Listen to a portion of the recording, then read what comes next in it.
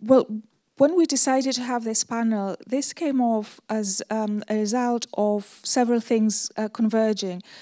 The starting point for this discussion is, I don't know if you've noticed, but we have a massive crisis in the media that comes from a number of directions. One of the directions is the funding, the way in which media are funded today. So this is one problem, and a related problem is their output, the contents they put out there, and the rise of distrust, fake news, problems of credibility, and so forth.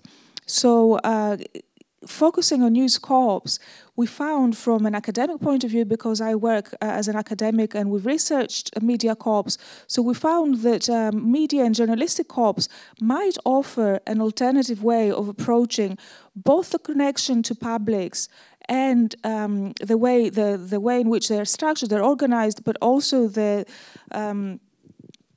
funding and business and revenue models. So from this point of view, we decided to have a discussion and to talk with people who are actually involved in cooperatives here in the context of Ireland, and see the extent to which news corps or media corps, more broadly speaking, can really offer a real and sustainable alternative to the way in which media are currently run. So we have on our panel Sean, who represents Dublin Digital Radio, Ciaran, who represents Near FM, and Seamus, who represents an activist organisation. I have to say that Seamus is a shoo-in. He had to step in at the last minute because, unfortunately, James Redden, representing Rabo, couldn't make it. But I'm hoping we can still have a discussion about the connection between media corps and society, their contents, the way in which they run, and their business and revenue model. So I will begin by asking our speakers to talk about their own media and their own connection to co-ops for a little while, to introduce us to what they're doing, and then ask questions, specific questions, and then we can open it to the floor. Okay, beginning with Sean. Sean, perhaps you can tell us briefly about your organization. Hi, yes, so Dublin Digital Radio was founded, well, we started the station last year. It's an online radio station. And we started because we thought there wasn't really a platform for kind of youth culture in Ireland generally, I suppose, but specifically in Dublin. Yeah, we're a community-run station. Sorry, come back to me. Okay. I'm nervous, sorry. Okay, sorry. Yeah, so we started last September. We're approaching our first year now. We had absolutely no money when we were starting up. So we didn't really know how to go about kind of getting funding. It was a group of like 5 or 6 of us that kind of had the same idea that we wanted a station that would represent kind of our voices and different people's voices. So to start off, we started off last September after, after I kind of wrote an article for District Magazine, which was talking about, kind of the dirt or the lack of alternative radio space. So kind of what happened to pirate radio in Dublin, pirate radio in Ireland generally, and why there's a dearth of kind of good music and music we wanted to listen to on national airwaves, kind of like Today FM, 2FM, etc. And kind of doing that study kind of brought to light kind of some interesting things in media history in Ireland. So the first thing that was interesting was kind of the commercialization of Irish radio that happened, I think, in 1987. And before that, I suppose you had like kind of you had the main radio stations and kind of local radio stations. You didn't have the likes of Today FM or Spin or whatever. But I think you had a good nexus of pirate radio. And the pirate radio stations, like, I haven't been involved in pirate radio, I wasn't around, but they seemed to be run on a community co-op basis. Everybody pitched in, like, okay, some people I think were making a living out of it, most people weren't. But we kind of took our idea of how to run Dublin Digital Radio based on kind of the tradition that they set, that it was a community of people that were interested in music, that were interested in maybe political things, like a lot of pirate radios were explicitly political. And that kind of formed the basis of how we wanted to organize ourselves. We didn't really know. We kind of, like, most of us had absolutely no experience in radio apart from maybe doing a bit of student radio. But we've grown the station, I think, really well in the last year. We've got it from nothing, having no resources, to asking a wide network of people, would they get involved? Did they have spare equipment? Did they have computers? Did they have an office space? And eventually it just kind of snowballed. And from having written that article that kind of showed the background of pirate radio, we kind of said, why can't we do this? To asking a lot of people, to within 3 months having a studio, having like rudimentary equipment. It wasn't great, but like it did the job for the first 4 or 5 months, while we could get more people involved. And then, like, I think today we're 11 months in it now, and hopefully we've got a new website, new studio. We've kind of got the basics covered. We've grown. We've got like maybe 2,000 listeners a month. We've got a good social media reach, and I think we've got a good engagement with kind of the musical community, and hopefully that continues to grow. So kind of, sorry if I'm going on, the tactic of growth of how we saw ourselves fitting into the media landscape was specifically through, as I said, youth culture, but also through a music scene that we thought was not getting represented on national airwaves. So there was personally, one of my favourite radio presenters was a guy called Donald Deneen, and I think what happened to him kind of made us realise as well, and I mentioned this in the article for District, that there is no space for people with an interest in music. Okay, so what happened to Donald Deneen? He wrote a good article on this in the Irish Times a few years ago, basically about him being pushed out of RTE to FM. And sorry, I'm just trying to recall. He tells of a story that his station manager in 2FM came to him and was like, why are you playing an Iranian folk band on the show when there's good kind of, I don't know, music coming in on the playlist? And Donald Deneen said that he doesn't want to be kind of constricted by playlists. So playlists are kind of what's given to you by the station manager of maybe the influence that the record labels have that say, okay, we will give you a certain amount of finance or a certain amount of funds if you play this, this, and this. And he said no, and he was kicked off, not kicked off, but pushed out of the station because he wouldn't comply. So we kind of, our tactic was like saying, why is this music getting pushed out of national airwaves? Why isn't there a platform for it? And we wanted, so what we wanted to do with DDR was to make that platform for the music that we believe is not getting represented on national airwaves, and also to connect with the different groups and the labels in the city to give them a space to showcase all the good music that is going out there. And just, I'll make one more point. The Donald Deneen, it's interesting the fact that he got kind of, there was no space for him on national airwaves, so he went and he did a Facebook kind of show. It was called This Ain't No Disco, which got, within a week, the first show, I think, got 100,000 views. And that's his point, saying, like, yes, okay, we're being pushed out of the national broadcaster is saying there's no space for us, we're not wanted, but, like, look, I put out something on Facebook and there's 100,000 views. So we're hoping, okay, that DDR can grow into that space as well. It can represent the people that we feel are not getting represented. Okay. I don't know if that answered any of the questions. Yeah. I think that was very interesting because it showcased two aspects that I think are very specific to not only media co-ops but also alternative media. The fact that they're filling in blanks and that they're giving voice to people who might be excluded from the mainstream. So I think these are important points to which the other speakers will come to as well. So Ciaran, if you want to take over. Yeah, hello. Thanks for having me here today. I look forward to my invitation to Berlin the next time. Yeah, it's a funny space to sit in. It's a bit of an intimidating space because you feel like you're here instead of the cinema and you're all expecting something that's really entertaining and hopefully you won't fall asleep. Yeah, I suppose it's one of those things where you have to stop a bit and reflect on why is it a co-op? Why is what we do a co-op? And the Near Media Co-op runs Near FM, which is the radio station which was around as a pirate going back into the 80s. The co-op was set up in 1983. Why they chose co-op? I think there was something to do with the involvement of, they came from credit union backgrounds and they came from food co-op backgrounds, and there was that kind of agricultural tradition of co-ops.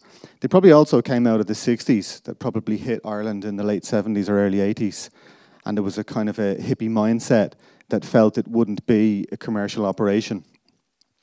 Near FM is based in the kind of suburbs on the north side of Dublin, traditionally not the most affluent area. So there was a sense that there had to be a voice there that was different from mainstream media. And in spite of how media has changed over the years, the representation of the north side of the city being very negative was just the same back then, whether it was in the Irish Press or the Evening Herald, as it is now on a whole multi-layered digital platforms. You still have quite a negative image. So what it set out to do, I think, in terms of again, giving voices to a different range of people is still the same. Maybe the people have changed because there wasn't migrant communities back then, but still those voices need a different space to be heard. The co-op then, it's got about 500 members. In reality, it's got about 150 active people who are involved. They're volunteers. That's the kind of part of the concept. It's a not-for-profit. There's an annual general meeting and a committee of management are elected. Even some of the language, it's a committee of management as opposed to a board of directors. So that's kind of important as well. Now don't get me wrong, there isn't queues of people coming to be elected. It's not a huge election process every year.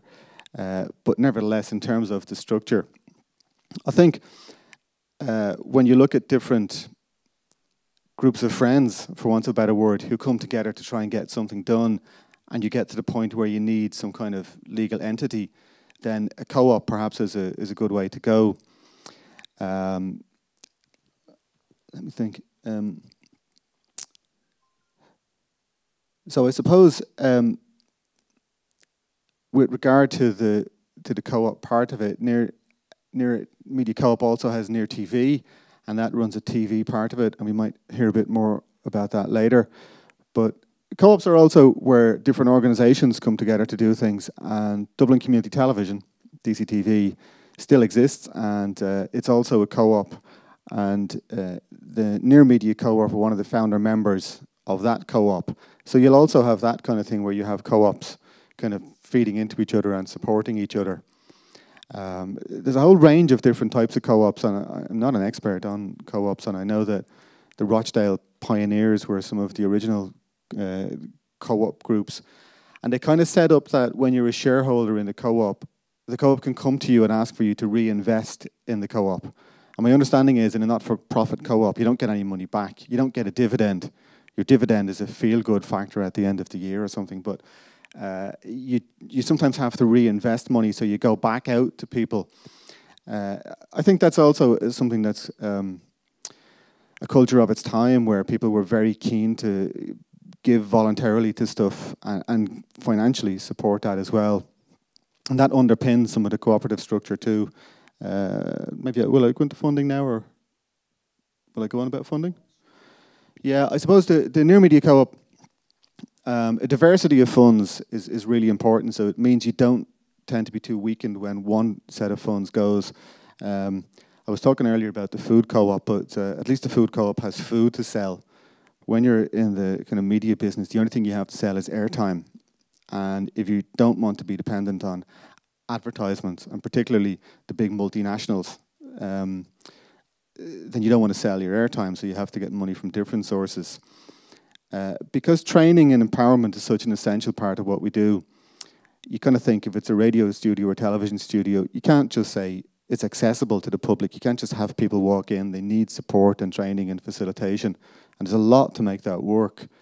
But in that sense, I feel that you do need some professional people who have a skill set to support people coming in.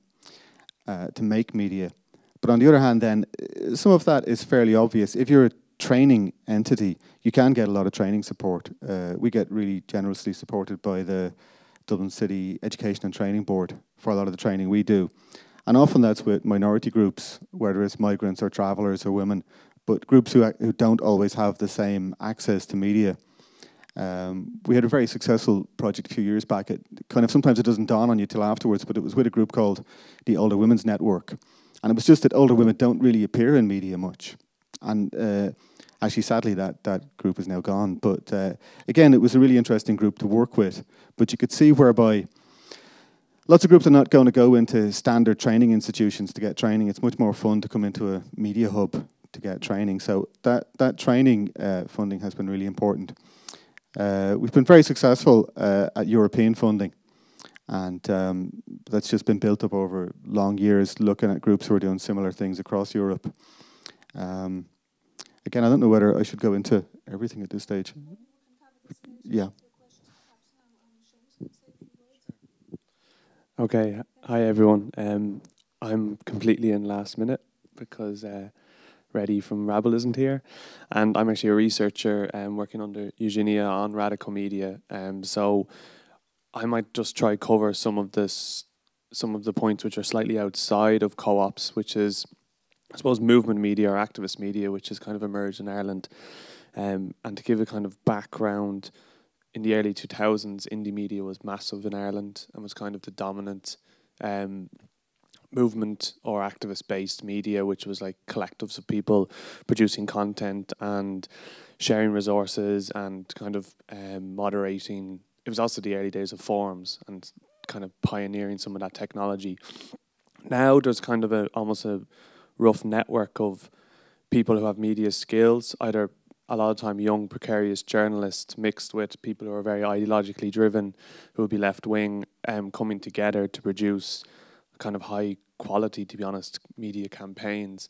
So ranging from, I'm sure even if you're not into this stuff, you've heard of a lot of this stuff, from Apollo House in housing, which maybe I think had 4 million reach in the first week, to the kind of strike for repeal, and the pro-choice campaigns, right over to the water charges, which were very localised videography, which was happening in different communities.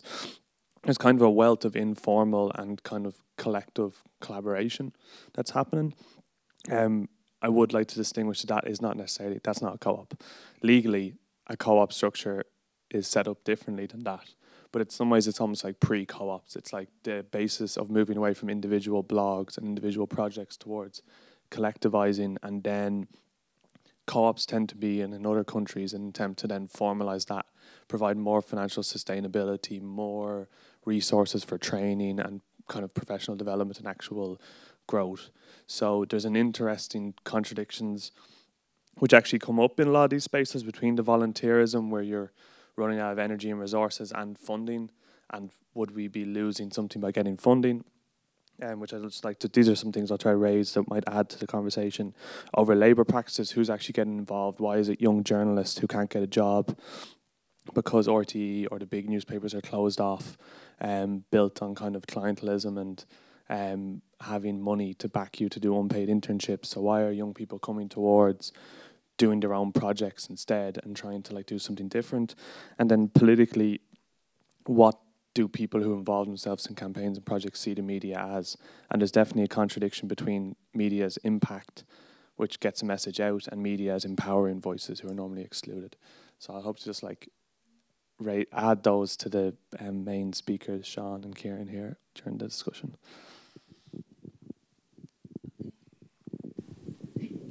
Thanks very much to our speakers. That was very interesting because it showed also the kinds of like tensions within the whole co-op model, and how the very notion of cooperatism includes very different approaches. So, for example, Ciaran mentioned the word not-for-profit, and it's true that a lot of cooperatives run as not-for-profit enterprises, but there are a lot of other co-ops that actually run for-profit, and then they distribute the profit to the members. So there isn't a one-size-fits-all. all. But I think that from the current point of view, what we showed is, first of all, the mission statement of and the mission that underlies these kinds of like specific media is to give voice to parts of society that are not catered for within the mainstream on the one hand, and also that from the point of view of the people who are involved in this process, a lot of times the incentive is precisely to kind of like get out of the precariousness that characterizes a lot of new entrants to the profession of like media or journalism. This is also what I have come across through my own research. But this all alludes to the main kind of like elephant in the room. How can we make these media co-ops into sustainable, well, if not businesses, certainly organizations? A lot of the work that people put in is volunteer work, but can they afford to be volunteers for the rest of their lives? How can we resolve this tension? So I will ask more specifically our speakers to address these issues in terms of their own organization and the ideas they might have for bringing in revenue. So beginning with Sean. So the revenue thing, we're just kind of getting used to how do we, like what our costs are and how we fund an online station. We don't have any advertising. We initially, how we started funding was through throwing parties or donations. So if people wanted to get involved, it was like, come to the party, give us a donation, or like we set up a PayPal. So that kind of got us over the first hump of like, how do we kind of just get some revenue that we can, I don't know, pay for a computer or whatever. But moving on, we realized like we had costs, like obviously monthly costs that we needed to cover. So we started a Patreon, which is a site, if anybody's unfamiliar with it, that people can subscribe and they pay a certain amount of money per month. Like you have different choices. You can pay as much as, it's $1 because it's not in euros, unfortunately, but you can pay as much as $1 to whatever, and depending on how much you subscribe for per month, you get kind of different types of rewards. So that's kind of the main thing we're doing at the moment. We also, everybody that has a show on DDR has to pay a subscription per month. So it's about like whatever you can afford, between €4 and €10. And that kind of that covers all our costs. So we're kind of in a good place now, like just over the last few weeks, all our costs are covered per month. So it kind of gives us a bit of structure and it gives us a bit of leeway and stops kind of the pressure of having to throw maybe parties to fund ourselves. Like now we've got them costs covered, we can kind of maybe look on to the next step. What type of funding do we need? Can we get access to grants to do larger projects? Can we maybe look towards, I don't know, like getting somebody even part-time to kind of chase all the emails, whatever. Because there's so much admin work in running an online station, which we didn't anticipate at the start. We have 65 shows, possibly more. So you're emailing people, you have to run to the studio to let them in. Like just practical things that we never even realized we had to do. Like we had some concept of it, but like just the running around part is like, nobody's getting paid for that, but it's like you're always on call, which is something that's been interesting for the past year, that like somebody's calling you at 10 o'clock, it's like I can't get into the studio, or somebody has like, I don't know, lost the keys, and like, but, and also you have, okay, I'm going into the organization away from the financing, but like every day you have to schedule the shows, what shows are going to be on today, then you have to upload all the shows onto the archive. So there's quite a bit of admin that would be nice to kind of even pay somebody for, that's, I don't know, on the dole for 1 day a week to kind of like help run the station. But them kind of, over the last 11 months, we've kind of seen the difficulties and how to resolve them. So we've become very kind of organized. There's about like 20, I think this is maybe not quite 20, but there's 20 of us that are involved in the day-to-day running of the station. And we use a program called Slack to communicate, which is great. It's like a massive filing cabinet online. So you have all the different channels, so you can say, okay, banking or schedule, who's scheduling the thing, who's in social media posts today, who's adding somebody into the studio. So we have like 10 different channels of all the different duties and roles that everybody has to do, and we can go back and see who did what when, and it just allows us to organize amongst like 15, 20 people in the city that we can't be in an office every day talking, but we can still get the work done from our laptops. And that makes the whole process kind of really efficient in some ways, in a way that obviously if we didn't have the internet, we wouldn't have been able to do anything. Or if we did, we could even run the station without having an office technically, because people can have the capabilities of recording like their shows on their laptop. So even if we didn't have the space in Jigsaw, we'd be able to do the station, I think.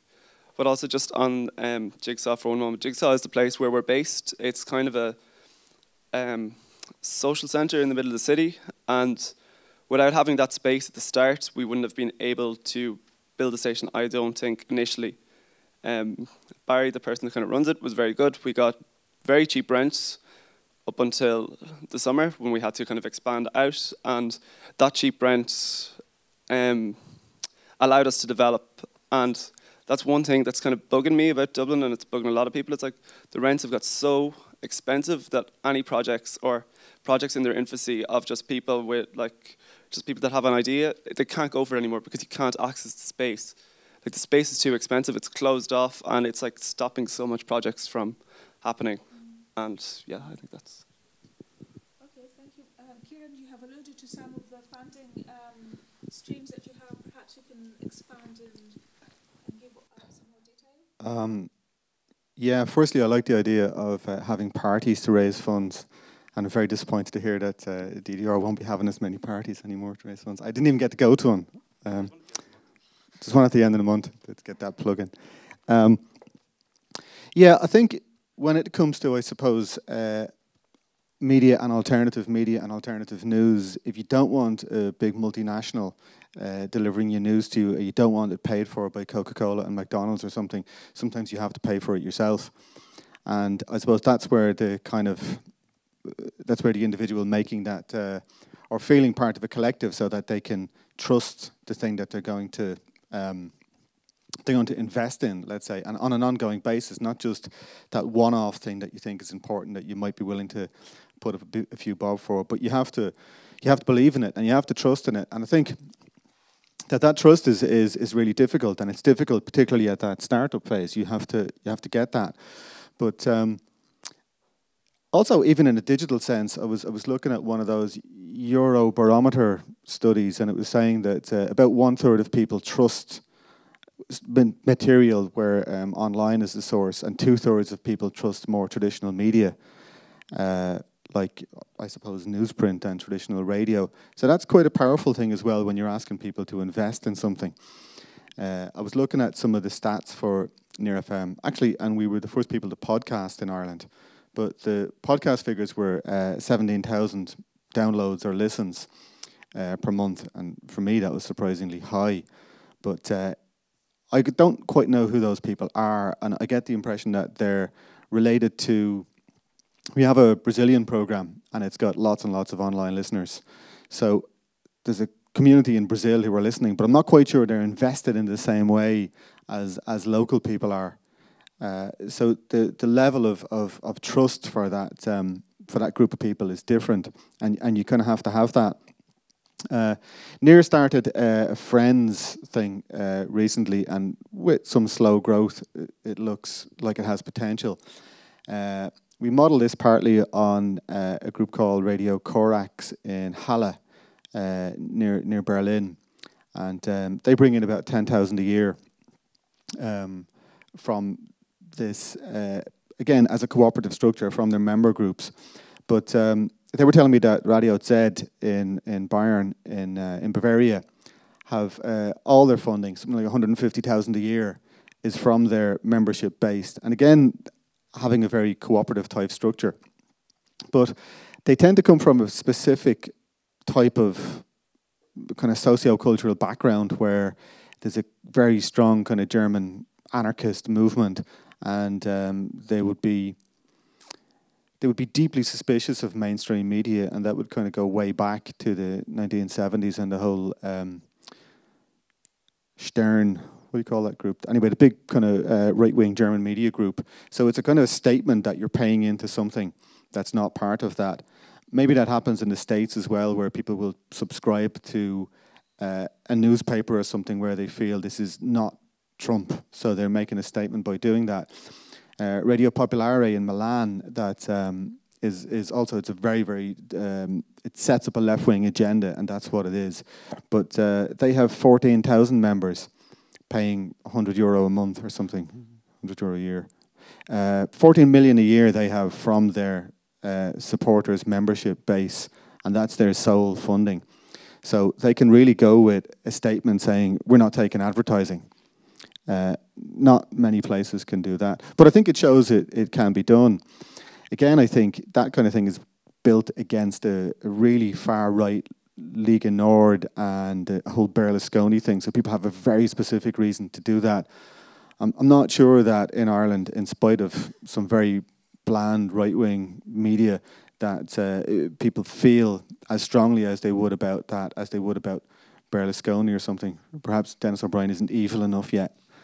But you don't have the same kind of historical cultural setup that makes people feel that this is what they want to support. And I suppose in a funny way, and maybe James isn't here to talk about Rabble, but Rabble went for a newspaper. And I don't know whether it's a tangible thing that you pick up rather than a website, and it felt that it was easier to support a newspaper. People traditionally paid for newspapers, they bought newspapers, so they feel it's something that you make a contribution towards, a monetary contribution towards. I don't know, I don't think it ever happened here, but in lots of European countries where you had the honesty system. I remember when I first lived in Germany, and you went and you opened the newspaper thing and took a newspaper, and then you put the money in. And the first few days I just took the newspaper and thought, there's a newspaper, that's great. And afterwards you feel that honesty thing kind of overwhelming. You go, oh no, I had to put the money in and the back money in for the papers that I took in the first place. But again, that sense that you pay for things, I don't know that the Irish mentality is built quite the same way. You've got to kind of get at it a different way. So in terms of that funding, maybe I'll go back to where I started. I think parties is a good way to get funding. Just maybe very briefly to compare a few different ways the funding's kind of developed when it's moved from voluntary spaces and kind of activist spaces towards kind of co-ops or more formalised spaces. What I've been finding from research is that if there's a very, very strong cohesive movement, which has, ideally thousands of active people, that can kind of transform into a cooperative structure more likely. As in, there's an ability to share resources and skills to actually buy in and commit to paying €5 a month and producing something that you feel you've got some participation in. The other model that's been used has been to go subscription. I think Jacobin Magazine in the US are probably the most clinical in this. Their editor said it's Harvard Business School economics that they make sure that they have enough reach. They get reach, they increase it each month by 10%, and they make sure that at least 5% of everyone who clicks becomes a subscriber. And that's how they grow. And they pick what topics they're going to produce and how they're going to expand based on the ability to take 5% of everyone who clicks on an article. So they've set up online subscription and the physical print.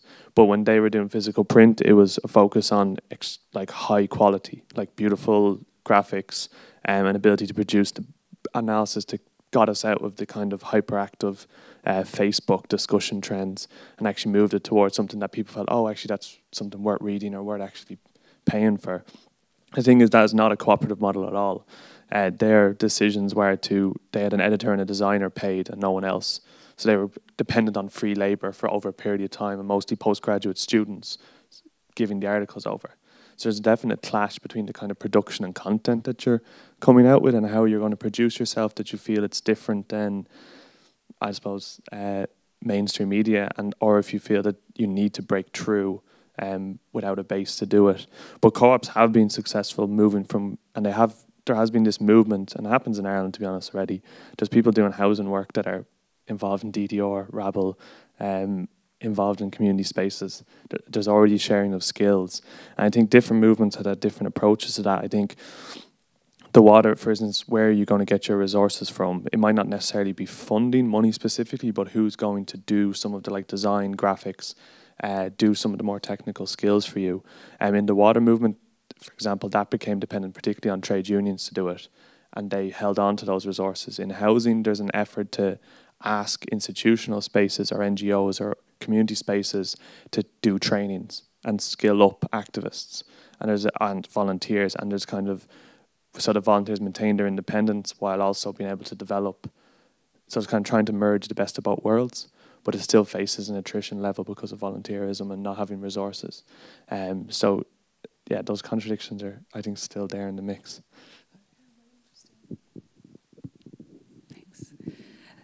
Thanks to everybody, very interesting. It seems to me also that it raises an important question. When members start donate, when members become subscribers, then they start having demands. How do you negotiate these demands, and how do you internally structure your organization? Because there's a lot of, again, there's a lot of a conflation of the cooperative model with kind of like flat structures, non-hierarchical approaches. Is this the case, or is there a kind of like quasi or semi-hierarchical structure? So basically, I want to ask you about how you organize and how you divide labor between you, especially when it comes to like volunteer labor and the kinds of like potential tensions that this might create, but also in terms of. I think Sean referred to digital tools, to Slack, but perhaps if you use any other kind of like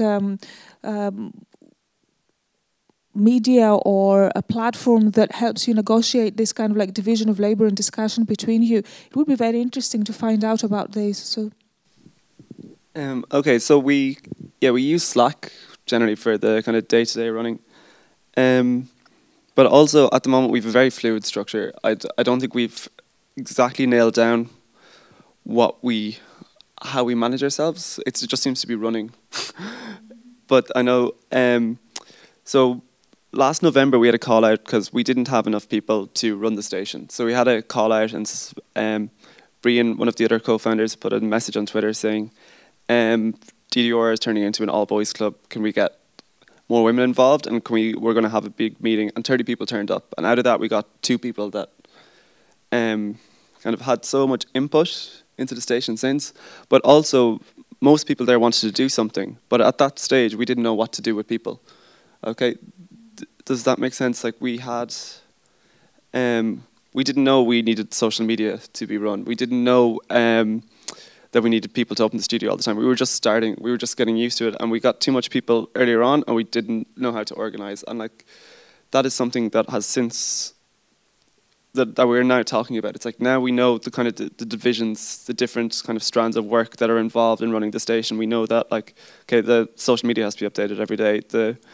The schedule, what we play has to be updated every week. You have the designs. Somebody has to kind of look after the website, answer emails. There's lots more work involved that I can't remember, but we're figuring out a system slowly, like that. Hopefully, when we do, like we're not an official co-op yet, but that's where we want to go, that direction. So we also use, I think, Google spreadsheets or Google Docs are great for like kind of, you have your rosters for like social media or whatever, and so you have rosters and then you divide. Yes, yeah, okay. Yeah. So we use them out of the 15, 16 people that run the station. We kind of divide the labor between everybody. So everybody has to do, like we usually have a buddy system. It could be me and someone else on social media this week. And if I can't do it for some particular day, somebody else will. So the responsibility falls on somebody on a certain week, because we found for a while that when everybody was like kind of doing one thing, nobody did it. Not nobody did it, but it kind of, you'd get days that you tune into it and you're like, oh God, it's dead air. Somebody forgot to schedule something, or somebody forgot to let somebody into the studio. And that kind of happened a bit, especially in the 6 months phase, when we kind of got, I think, a bit burned out because we weren't dividing the labor properly. And And that was nobody's fault. We just weren't organised enough. We were just figuring out the system. And the burnout kind of happened. And then we kind of like, okay, how do we stop this? Okay, we need to do rosters. So it means like, instead of you thinking, am I on duty today or not? Or like waiting for somebody else to do it and nobody does it. You're like, okay, I do it this week. And then I don't have to do the other schedules or whatever for another 5 weeks. And it gives you a break. You put in the work for 1 week and then you leave it again. And just, sorry, one other point on, yeah, the structure of getting people involved is kind of, we also use a Facebook group with all the members. So everybody that has a show is on our Facebook group. So every time we're having a monthly meeting where we say, if anybody wants to come, like, you're more than welcome to get involved, like, because these are the people that are paying subscriptions mostly after all. And they come if they want, and then if they have any ideas, like, a good few people come and say, I have an idea for maybe, on International Women's Day, Kathy got involved. She came to one of the meetings and said, I have this idea to coincide with Strike for Repeal, which was a day, which was a strike action for Repeal the 8th. I think it was on the 8th of March. Yeah, and we had 24 hours of women's voices. And that was just from people coming to the meeting and saying, I have an idea, and can we do it? And like that's what I'm enjoying about running the radio, that it's very fluid. People come in with ideas and everybody kind of jumps on board, and it's giving us a bit of a spark, rather than like 2 or 3 people thinking they know how to run it, realizing you don't, and if you just go with your ideas, they're going to be stale within a few months.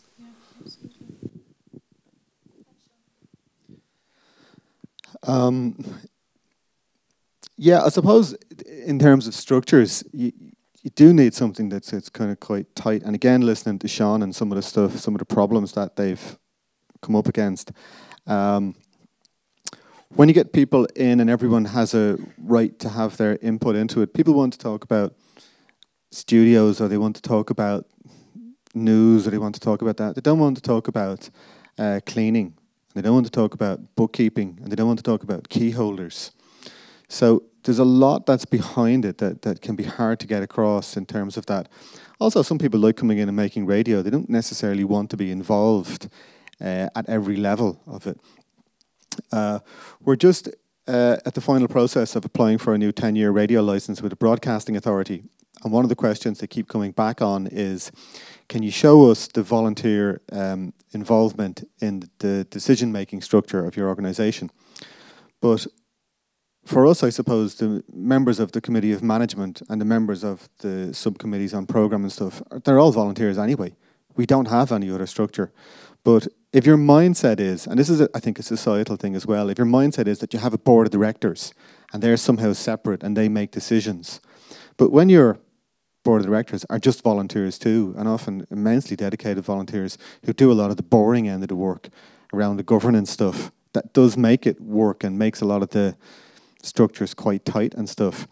That's not really appreciated by a kind of big organisation like the Broadcasting Authority, because they don't quite see it that way. They keep coming back and asking questions because their mindset is so different. In terms of how people see the organisation and their involvement, I mean, back to that thing where you ask people what are the most important things, and it tends to be things that are very obvious and the things that are right in front of them that they see as the most important.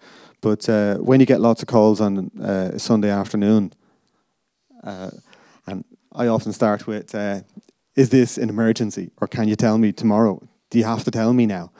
So there's a lot of that part of it as well.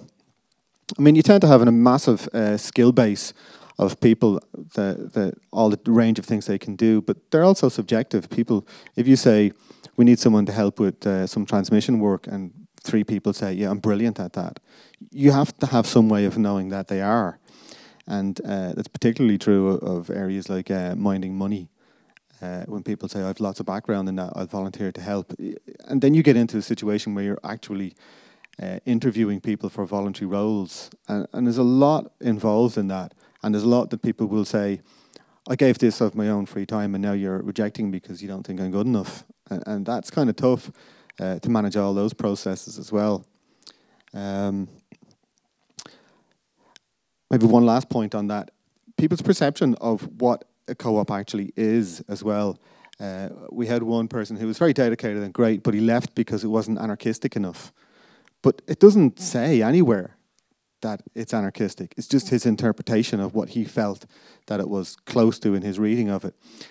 Somebody else who's still involved regularly comes to me and says, I thought this was supposed to be a family-friendly place. It doesn't say that. He just felt that that's what it meant.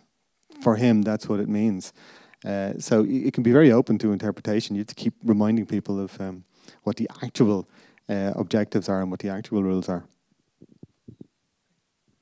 I might, again, keep it brief. I'm sure there's time for a few questions or whatever. Just maybe to take a brief, broader perspective that whatever your politics, or generally if you're interested in a relatively decent society, the kind of conservative control of media in Ireland, and for instance Dennis O'Brien's domination has been massively problematic for any type of diverse perspectives actually coming out in Ireland.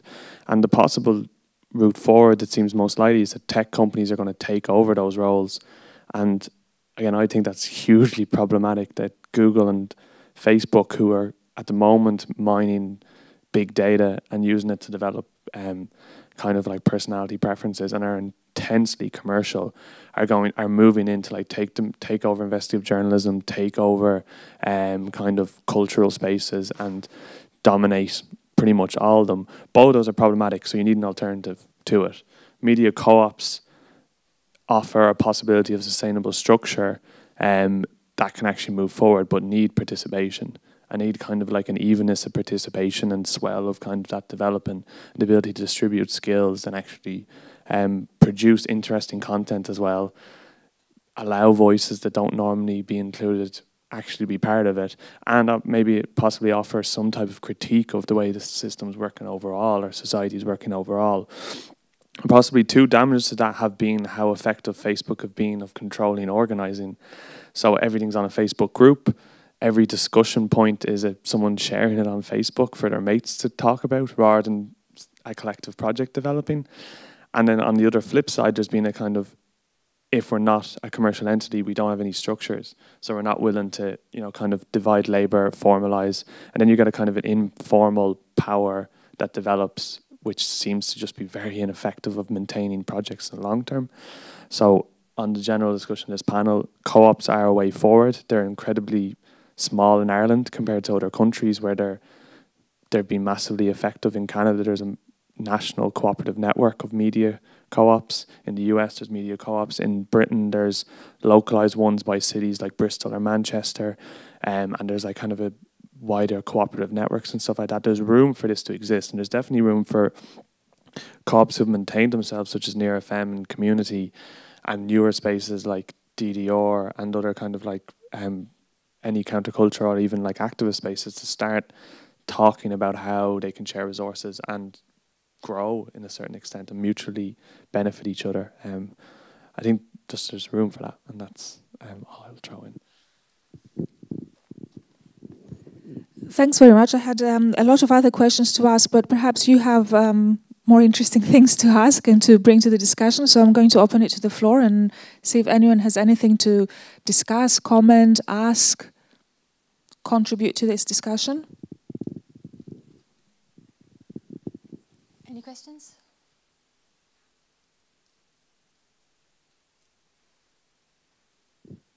Yes, I'll just bring up the microphone. If you could just state your name.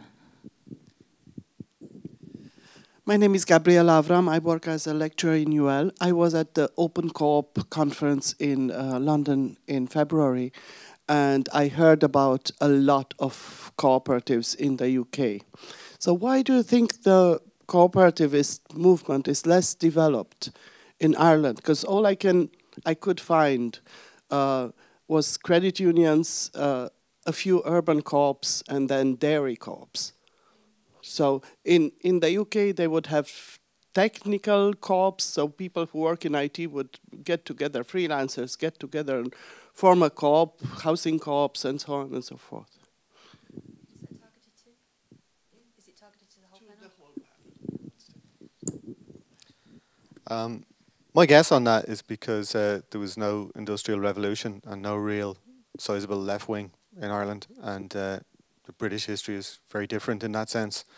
And the whole workers' co-op movement was really strong, and unions were union workers' clubs and stuff were a deep part of the British system, and it just wasn't here. It's just a much more rural and agricultural society, and landowning was the most important part.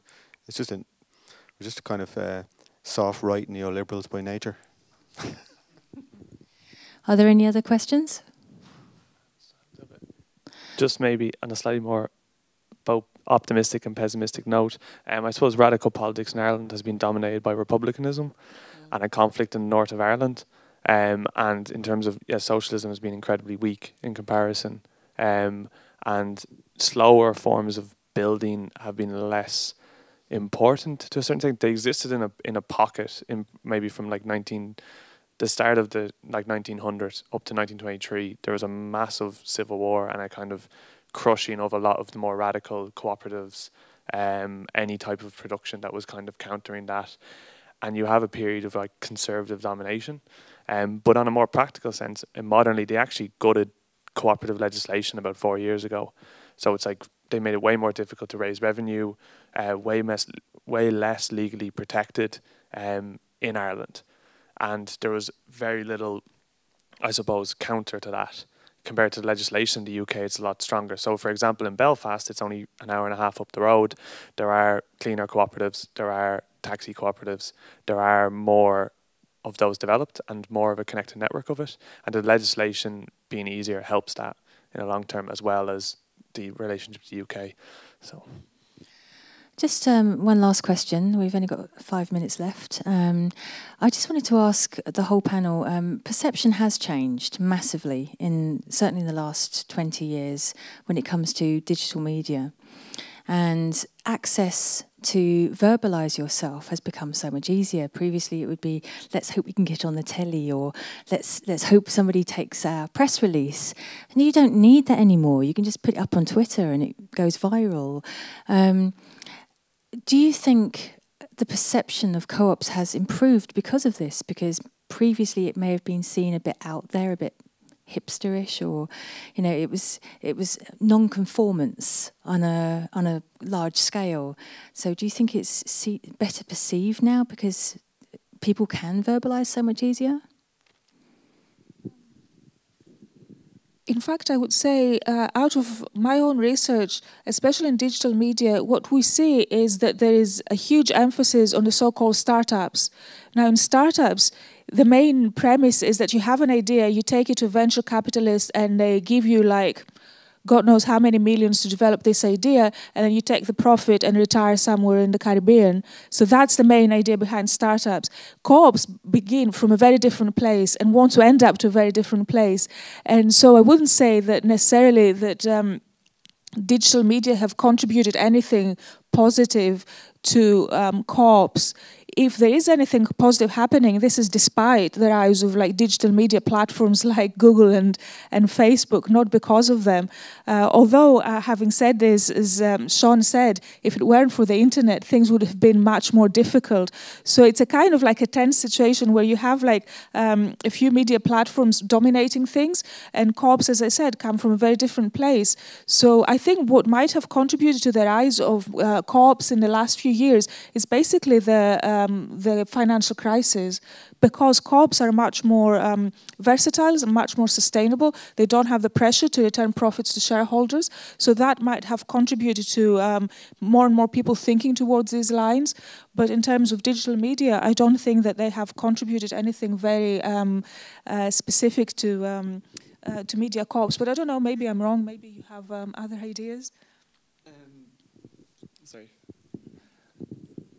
I don't really have much to add. Like, yeah, I think for us, we needed the internet. So. What I was trying to drive at really was previously it was so hard to get access, to get your voice out there, to verbalise. And that's why pirate radio came along in the first place, because, you weren't given the opportunity unless you pirated. But now there are so many platforms that are either free or very inexpensive that you can put your thoughts and your ideas out there. And what I admire most about co-ops is how much they give back. That's the whole point of socialism. And you don't have to have the largest co-op in the world. It can be 3 or 4 people giving back on social as well as on other platforms. But it's how you use it and what drives you that is the important part, and that's what makes a co-op a co-op. But the more tangible, physical co-ops that we see that have been discussed here and described here are the ones that you see that can grow and develop and build and become NGOs, and obviously the smaller co-ops, like the ones that are on the radio, that are just online radio, that don't have a tangible, they're still pirating. Just on that, like, we are, I think DDR is a tangible, like, it has the studio, we have a venue basically downstairs where we have the opportunity for people to meet, to give workshops, that the online, it kind of hooks people in, and then we have a physical place. Like, in that way, I think we could be moving in kind of the direction of a traditional co-op, that it's offline as well. Like, there is a very strong offline presence, which is probably, for me, the best part about it. Yeah, it's still early days, isn't it? Well, thank you so much for today. Eugenia for moderating, Sean for popping in, and Ciaran, very verbose, really enjoyed everything you said today. Thank you so much. And Seamus, I really appreciate you coming in last minute for us. It was very nice of you to do that. I hope you found that interesting, intriguing, quite informative. I did a fair bit of research in this before. I have to say I learned considerably more. Google is only so far, so good. I hope you enjoyed that. That is the end of the first session. There will be a short break. If you have any other questions, I'm sure the speakers will be here for a few minutes afterwards. Thank you very much.